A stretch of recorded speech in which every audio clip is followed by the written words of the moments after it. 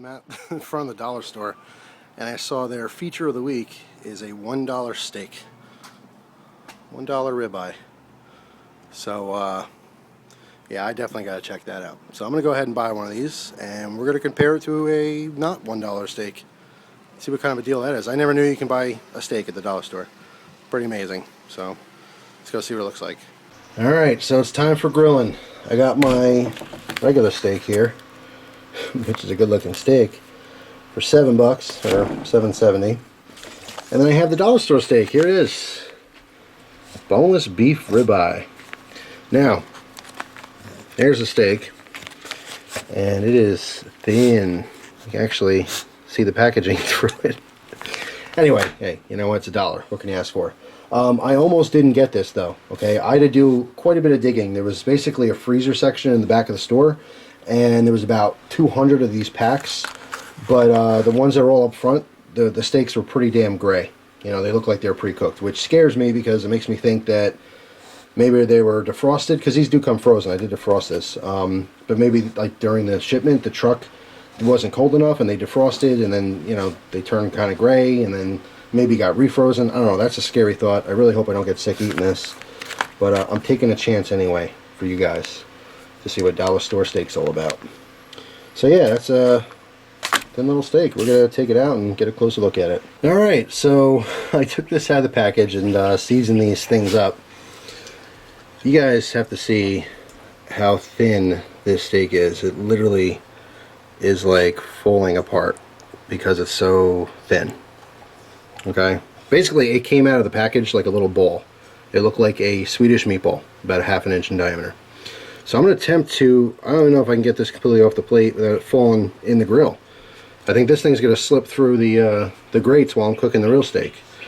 Now you might think, well, alright, well, it's only $1, Jeff, come on, right? So let's say I got 7 of these for $7, or let's say even if I got 8 of them, 8 of them still wouldn't be half the thickness of the other steak, you know, for $7.50 or $8, whatever it was.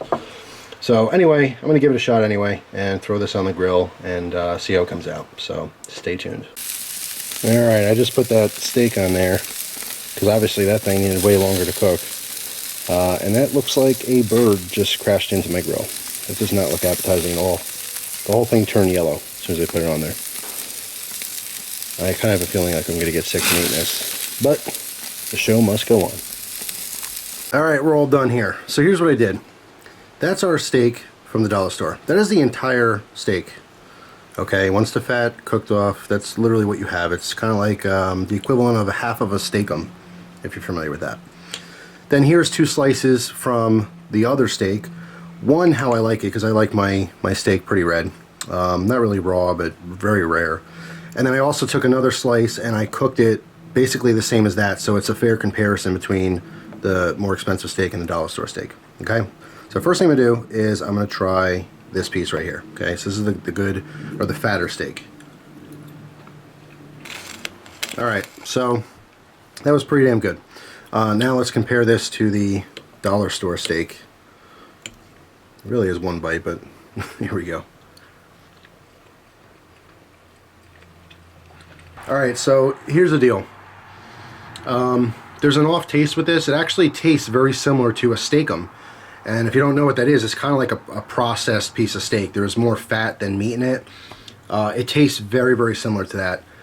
I really wouldn't recommend this. In fact, I'm not going to finish that. I kind of feel like it's going to make me sick.